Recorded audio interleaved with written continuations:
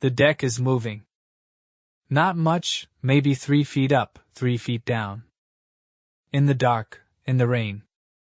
The carrier is somewhere in the North Atlantic, and the sea state is 4, and the landing signal officers are talking in your ear, and you have exactly 1 shot at this. The wire, you need to catch the wire. The approach speed is 150 knots. The deck is 300 feet long. If you catch the wire, you stop in 2 seconds. If you miss all 4 wires, you go to full power immediately, and come around again. They call that a bolter. A bolter is embarrassing. A bolter at night in sea state 4 with low fuel is something else entirely. You are 28 years old. You have 312 carrier landings. Every single one of them felt like this. The deck comes up to meet you, you feel the hook catch. You're thrown forward against your harness so hard your vision whites out for a half second. You're stopped. You exhale. The LSO comes on the radio. He says, "Fair pass, little high in the middle." You say, "Copy." You sit in the cockpit for a moment, rain on the canopy, the deck crew already moving toward your aircraft. You've been doing this for 5 years and it still feels like the first time. That's the job. Level 1, the student naval aviator. You graduate from the Naval Academy at 22. You've wanted to fly since you were 8 years old. You selected aviation as your designator. Now you have to actually earn it. Pensacola, Florida. Naval Air Station, primary flight training. You fly the T-6 Texan II. A single-engine turboprop trainer. It is not fast. It is not glamorous. It is the aircraft that will determine whether you ever sit in a cockpit again. Your instructor is a lieutenant commander named Walsh who has 2,400 flight hours and a specific tolerance for student mistakes that is lower than you expected. First time you botch a landing, he says nothing. Second time he says nothing. Third time he looks at you and says, "You're fighting the airplane. Stop fighting it, fly it." You don't fully understand what he means for 6 weeks. Then one morning something shifts. You stop thinking about what your hands are doing and the airplane stops being a machine you're operating and starts being an extension of what you want to happen. Walsh notices. He writes in your evaluation, instinctive aircraft control, recommend advanced training. You move to intermediate training. The T-45 Goshawk, jet-powered. You break the sound barrier for the first time over the Gulf of Mexico at 31,000 feet and feel nothing you have a word for. Then carrier qualification. 6 arrested landings on an actual carrier to earn your wings. Your first trap the wire hits and you make a sound you've never made before, something between a gasp and a laugh, and you don't tell anyone about it. You get your wings of gold. You are a naval aviator. Everything before this was school, now the real training begins. Level 2, the Nugget. You're 24. 1st Fleet Squadron. F/A-18 Super Hornet. You are the Nugget, the new guy, the one who doesn't speak unless spoken to and volunteers for everything and keeps their mouths shut in the ready room when senior pilots are talking. The Super Hornet is a different animal from the T-45. More power, more systems, more ways to make a mistake that ends your career or your life. The workload in the cockpit is not double what you trained for, it's 10 times. You're flying the aircraft, managing sensors, communicating on multiple frequencies, running weapons systems, navigating, and building a 3-dimensional picture of everything happening around you simultaneously. The first 3 months you are behind the aircraft every flight. The aircraft is always 3 seconds ahead of you and you are always catching up. Senior pilots call this being in the cockpit rather than ahead of it. Being ahead of it is the goal. It takes most Nuggets a year to get there. You get there in 7 months. Your section lead, a lieutenant named Reyes, tells you this during a debrief. He says it casually.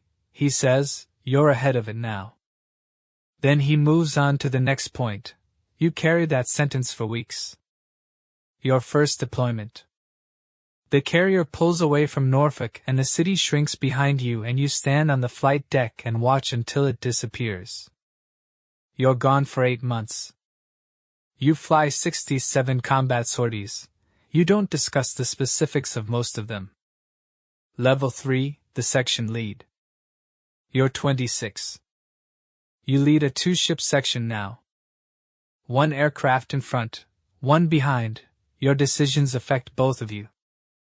The mental shift from wingman to lead is larger than the rank suggests. As a wingman, your job is to support someone else's decisions. As a lead, your job is to make the right decision fast enough that your wingman can support it. The difference between those two things is everything. You fly a close air support mission over a contested area. Ground forces are in contact. They need ordnance on a position 200 meters from friendlies. 200 meters is close. The margin for error in this scenario is the difference between helping the people on the ground and killing them. You run the calculations. You confirm the geometry 3 times. You make the call. You're accurate.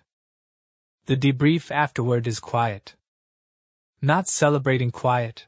The kind of quiet that happens when something important was done correctly and everyone in the room understands what incorrectly would have meant. Your skipper says, "Good decision making under pressure." You go back to your stateroom. You sit on your rack. You stare at the ceiling for a while. You go to the wardroom. You eat dinner. You go to sleep. That's how you process it. That's how everyone processes it. You move to the next one. Level 4, the division lead. You're 29.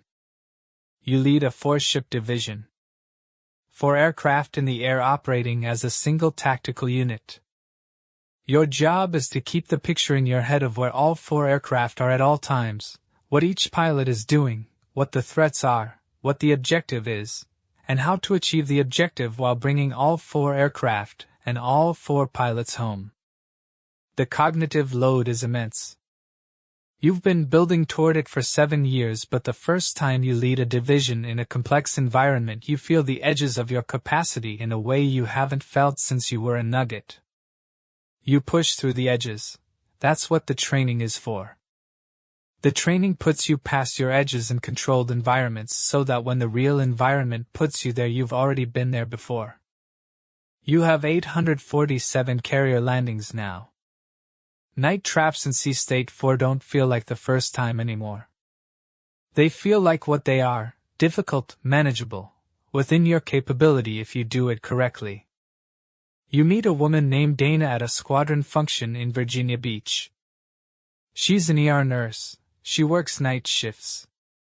She is entirely unimpressed by the aircraft carrier pilot thing, which is the most attractive quality she has. You go on 3 dates before your next deployment. You text across 12 time zones for 7 months. She's still there when you get back. You take this seriously.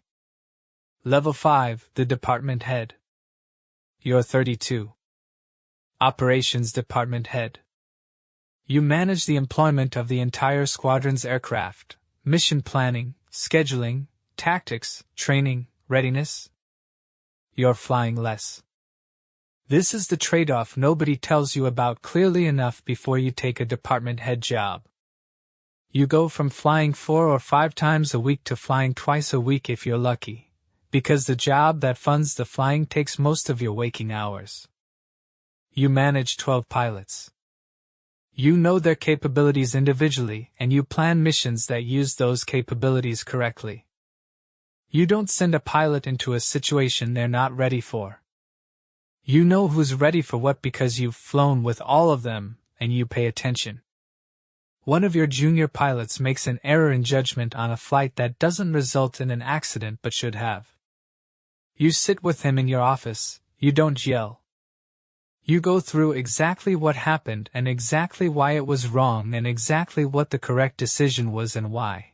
Then you put him back in the jet because keeping him out of the jet longer than necessary solves nothing. He becomes one of your best pilots. Dana and you get married in Annapolis in April. Small ceremony, mostly squadron people and her hospital colleagues. Your skipper gives a toast that's genuinely funny. You didn't know he had it in him. She knew what she was signing up for.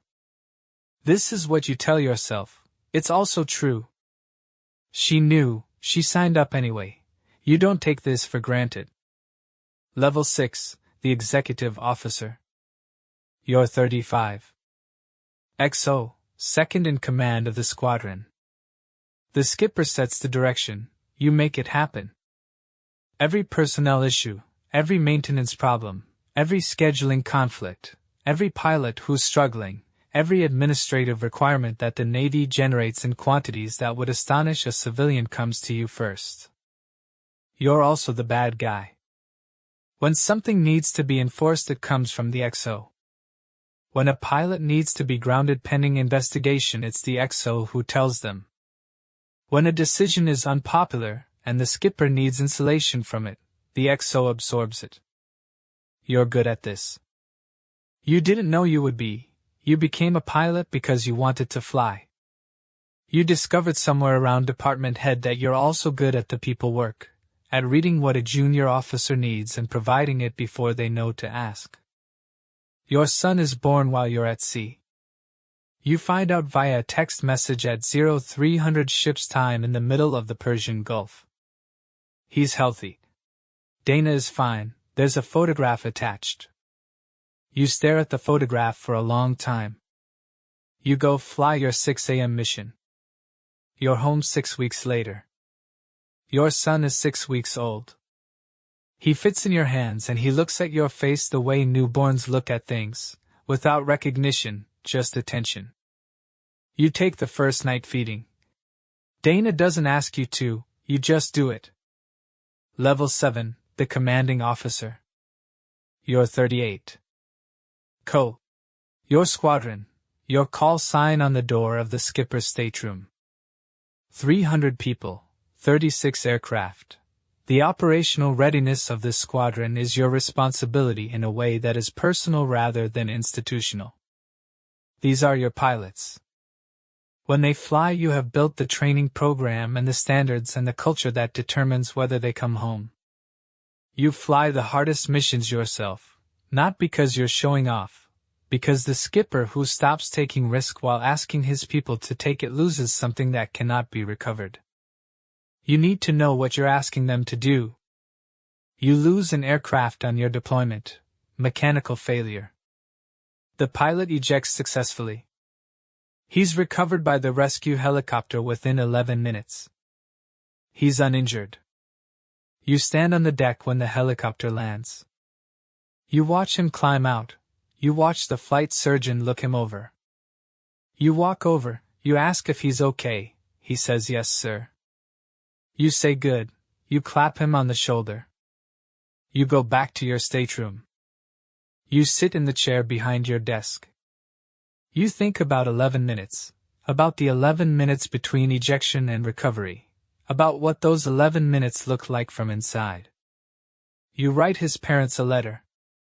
Not required, not standard, you write it anyway. You tell them their son performed exactly as trained in an emergency situation, and is safe, and they should be proud of him because you are.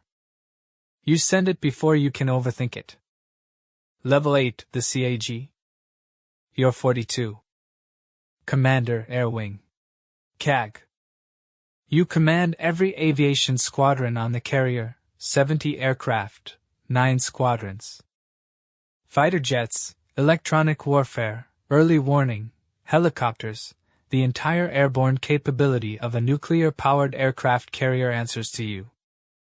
The CAG doesn't fly every day. You fly enough to stay current and to maintain credibility with the pilots you command. You fly the difficult missions. You fly with the junior squadrons to see what their culture looks like from inside. What you're really doing is managing the air power of one of the most powerful military platforms ever built. The air plan, the strike packages, the coordination with the ship's captain, with the battle group commander, with higher headquarters. You are the senior aviator in the battle group, and when aviation decisions need to be made at the flag level, your voice is the one that speaks for the pilots. You have 2,847 carrier landings. The number doesn't impress you anymore, you don't count them. Someone else keeps track. Your son is 4, he has a framed photograph of you in your flight gear next to his bed. He tells his preschool teacher that his dad flies jets off a boat. His teacher tells Dana this, and Dana tells you on FaceTime. You laugh about it. You think about it for a long time after you hang up. Level 9, the Admiral. You're 48. 1 star, your flying days are behind you.